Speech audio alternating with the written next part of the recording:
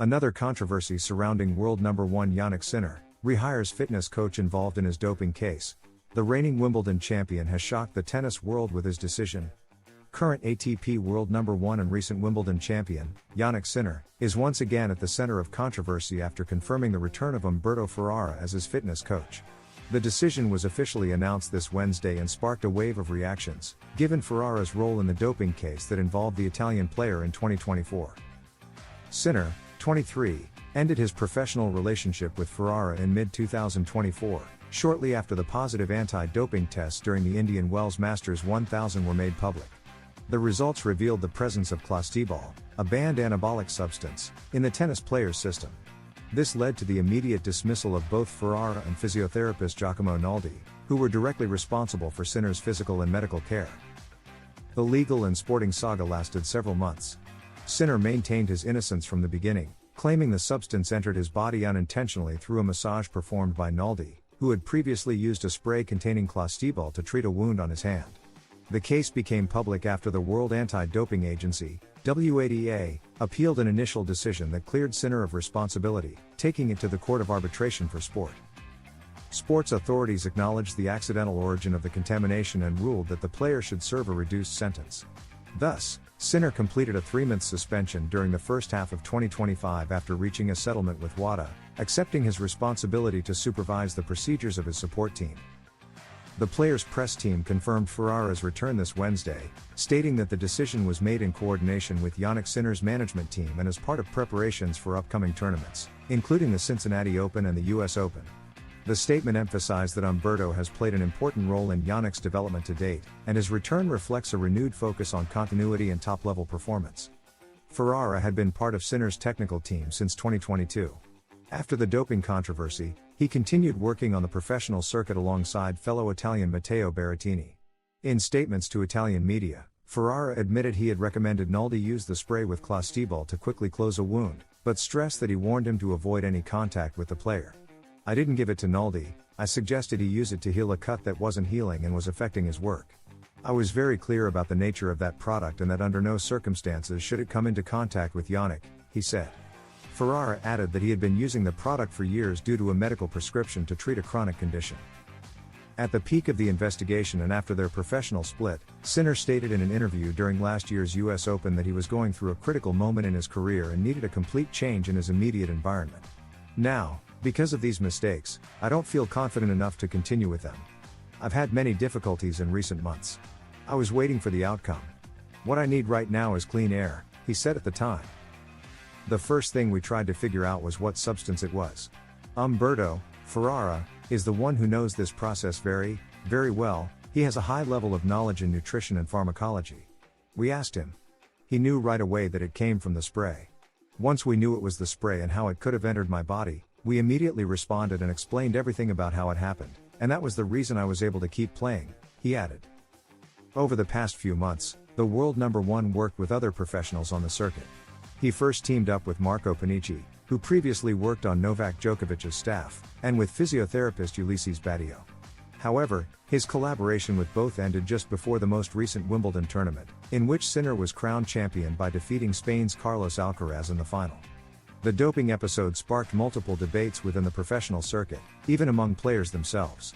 Some criticized the delay in publishing the positive results, while others pointed to alleged leniency in the imposed sanction. Ferrara's return to Sinner's team comes at a key moment in the season. Preparations for the Cincinnati Masters 1000 and the US Open mark the Italian player's top priority, as he seeks to consolidate his world leadership and strengthen his physical form for the second half of the calendar. Can a single tweet set the tennis world on fire? When it comes to KYRGIOS, the answer is a resounding yes. This time, the controversy revolves around Jannik Sinner, the world number 1, and the unexpected return of his fitness coach Umberto Ferrara, following the doping scandal that shook him months ago. The news alone was already shocking, but KYRGIOS' sharp and ironic comment on social media has further fueled the debate. What lies behind his reaction? Stay tuned, because we're about to break down the entire story. It all began with Sinner's surprising decision. After serving a 3-month suspension for an accidental doping case, he announced that Umberto Ferrara, his former fitness coach, was rejoining his team. This announcement came just days after Sinner won Wimbledon, establishing himself as the new king of tennis. For many, it was an unexpected move, especially since their professional separation was a direct result of the scandal. The physiotherapist had been involved in the transdermal application of a banned substance, albeit unintentionally. Sinner, always cautious with the press, argued that the reinstatement was based on trust and Ferrara's experience. The young Italian insisted that the mistake was human and not made in bad faith. However, not everyone received the news well, especially those who had harshly criticized how the case was handled from the start. The lack of transparency in the disciplinary process, along with a relatively short suspension, left a bitter taste among fans and fellow players. One of the most outspoken was Nick Kyrgios, known for never holding back. Upon hearing the news, Kyrgios didn't take long to respond. He did so via the social network X, where he quoted the post announcing Ferrara's return with a short but pointed message: "Sadly, this isn't a tennis centel." The phrase refers to a parody account that posts fake tennis news to trick those who believe them. With this comment, Kyrgios implied that the news seemed so absurd it could only be a joke. His irony quickly went viral, sparking divided opinions throughout the tennis world. For many, the comment was a veiled critique of the leniency with which the case was resolved. Kyrgios, who has dealt with injuries and personal scrutiny, seems to demand the same level of accountability and ethics for all players, regardless of ranking. Others saw the comment as a direct attack on Sinner's credibility, which angered many of the Italians' fans. Still, some interpreted the message as a call to reflect on a system that at times seems to play by different rules for its stars. What's clear is that Kyrgios is not alone. Several journalists and former players have questioned the process that led to Ferrara's return. Some believe tennis urgently needs a revision of its anti-doping protocols and how sanctions are communicated. The Sinner case left many unanswered questions, and this new chapter only adds more tension. The ATP, for its part, has opted for silence, avoiding reopening a wound that seemed closed after the Italians' Wimbledon victory. The controversy has also revealed a generational conflict within tennis. While new stars like Sinner lean toward discretion and diplomacy, Kyrgios represents a more rebellious, outspoken, and critical generation. His message, though brief, reflects a vision of the sport where not everything is acceptable, not even in the name of talent or prestige. That authenticity has made the Australian a polarizing figure, but also a necessary voice within the professional circuit. On social media, fan reactions came quickly. Some supported Kyrgios' comment, saying Ferrara's return is a slap in the face to the anti-doping fight.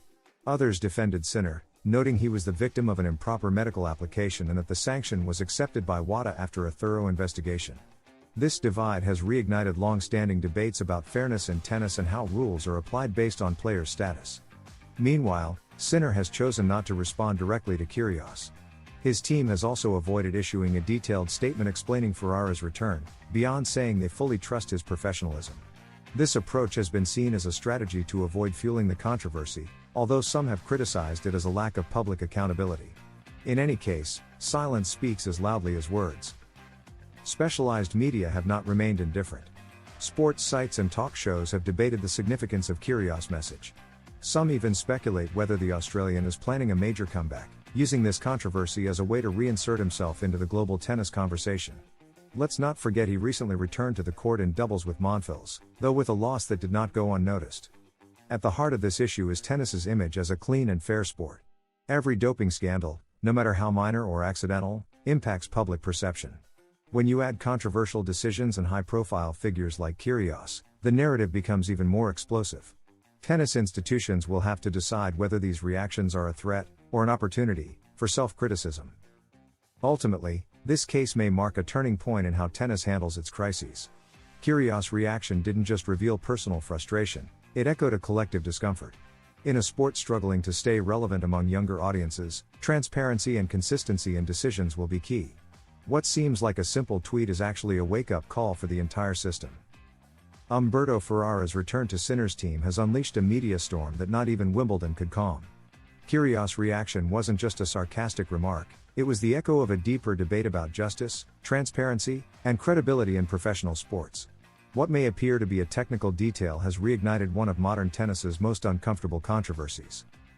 This episode proves that, in the digital age, no decision goes unnoticed. Social media amplifies every gesture, every word, and every silence.